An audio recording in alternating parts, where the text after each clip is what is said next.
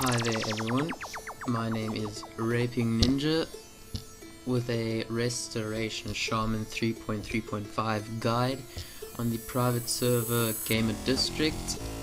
I'll be going through the add-ons, talents, spells, glyphs, gear, gems, totems, basically everything you need to know of a Restoration Shaman.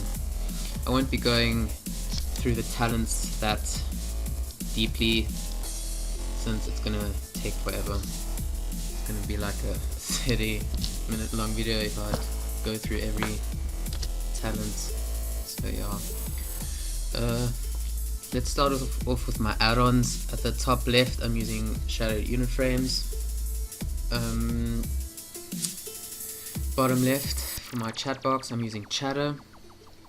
This black stuff around here, it's btex. For my bars I'm using bartender 4, then I'm using recount. For my heals I use vudho. At the top right for my buffs and debuffs I use satrinas buff frames, and this here is Need to Know. It's awesome. I like it better than class timers. Let's show you my glyphs. Glyph of Healing Wave. It's not a must glyph. I prefer it for heroic. That's why I'm kind of using it for Dreamwalker mostly. But if you're not doing heroics, you can change it with Glyph of Healing Stream Totem. It's an awesome glyph. Glyph of Earth Shield, that's a must glyph. You really need that glyph. It's no need for an explanation. You can just figure it out yourself. Increases the amount healed by your Earth Shield by 20%. Glyph of Chain Heal, also a must glyph. Your Chain Heal heals one additional target. That's awesome. Glyph of Water Walking. It's not really, you don't really need that glyph. Glyph of Water Shield, it's actually a must if you don't want to run out of mana too quickly. Then this glyph will kind of help you out a lot. Glyph of Renewed Life. Your reincarnation spell no longer requires a regent. That's really good. If you die or made a retarded mistake, you can just resurrect and you basically have like a second life. So yeah. I'll go over my talents. Yeah. I'm not gonna go through all of them. I'll just show you. You guys can just fast forward if you want. And yeah. Let's go over that real quick. A lot of people don't take elemental weapons 3 out of 3 and rather take ancestral healing. Reduces your target's physical damage taken by 3% for 15 seconds after getting a critical effect from one of your healing spells. But I prefer this one much more because since I use Earth Living weapon like 24/7, this is that, and that does imbue the shaman's weapon with earthen life, increases healing done by 195, and each heal has a 20% chance to proc Earth Living on the target, healing an additional 652 over 12 seconds. Yeah, that's why I prefer elemental weapons more, because it increases the effect. Not the effect, the bonus. Well, yeah, the effect, the bonus healing on your Earth Living weapon by 30%. And yeah, I don't really. It's actually doesn't matter, and you can choose that or you can choose that. It doesn't really matter. Tidal Force. A lot of people don't have this as well. It's not. Yeah, you don't really need it. But I don't know. I like it. My gear, I'll go over that real fast as well. I have no idea why I have a hit rating gem in there, but just ignore that. It's supposed to be haste. Yeah. Go over that real quick.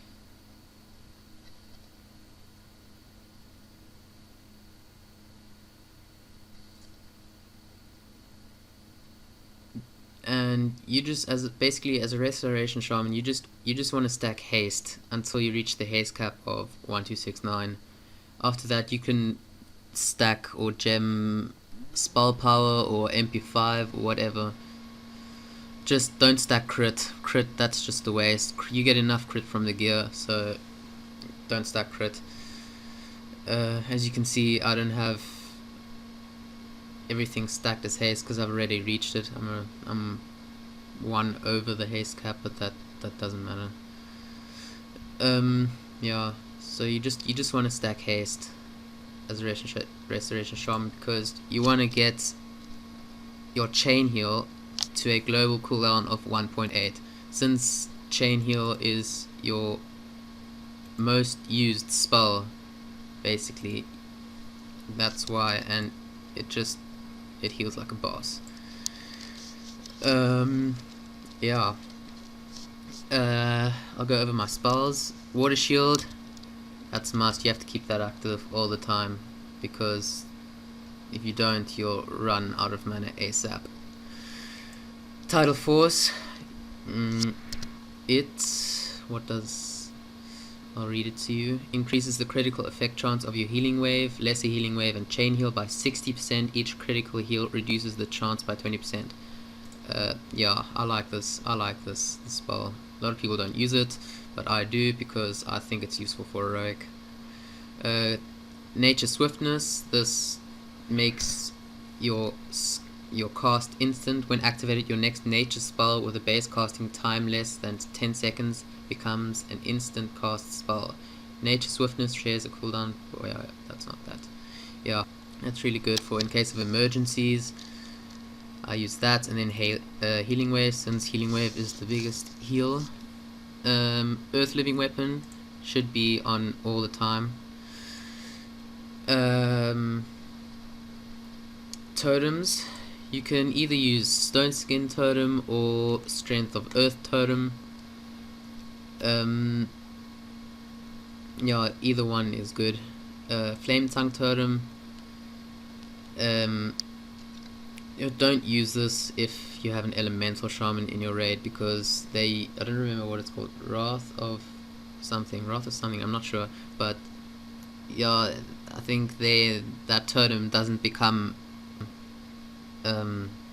effective anymore if I use flame tongue totem, because this spell power of this one, I think it overshreds the elemental totem. So if you don't have one, if you do have one, use the frost resistance totem. Healing stream totem, I use that. More heals, it's really good. It basically like depends on the encounter. Like if I'm at Marigar, I'll use fire resistance totem because of his flames, or if I run out of mana, I use mana tide totem to get my mana back. Depending on what other shamans you have, you can tell them to use that totem. Like say for instance you have another shaman, restoration shaman, he's using healing stream totem, then I'll go ahead and use mana spring totem or fire resistance totem. So yeah, it all depends on the situations and what bosses you're on. You can either use Wrath of Air totem or Wind Fury totem. I prefer Wrath of Air totem. Summons a Wrath of Air totem with 5 health at the feet of the caster. The totem provides 5% spell haste to all party and raid members. Yeah, I prefer that one. The other shaman, if there's another shaman, he can use the Wind Fury totem. These spells, I like to use Riptide.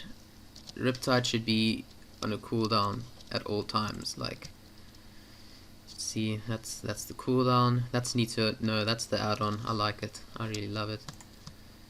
See, you use Riptide every time it's off cooldown, but you see that 8 there, 7, 6. You wait till that fades away. Don't pre-cast it again on the same target. Wait till it's over, and don't, whatever you do, guys, don't Riptide and then follow it by a chain heal. Yes, it gives a crit, but it's a waste of a hot. It's a waste of a healing over time. It's really, it's stupid. Like, yeah, just don't do that. Like your main spells is Riptide, then Healing Wave. That's also one of your main spells. You want to use Healing Wave as much as possible. Don't spam Healing Wave, because you'll run out of mana in, like, if you spam that all the time, you'll run out of mana as, like, literally ASAP. It's ridiculous. So your main spells: Riptide, Lesser Healing Wave, and Chain Heal.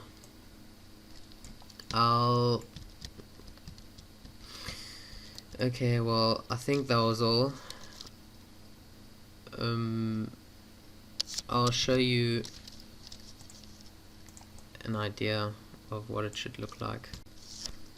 So here we are in a dungeon. I'm going to show you what it looks like, how I heal in a dungeon. Yeah.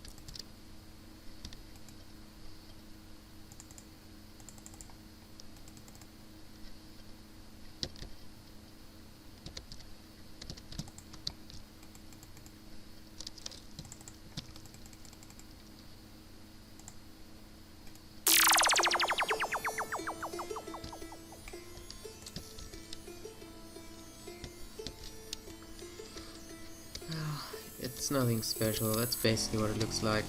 The rest of shamans aren't really that hard to play. It's all basic.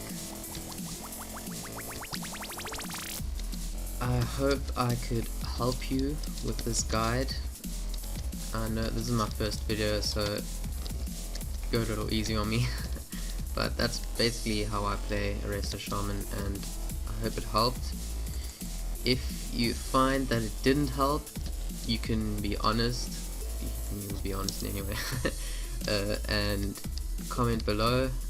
If you find that it did help, you can leave a like or a comment. And yeah, thanks for watching, and goodbye.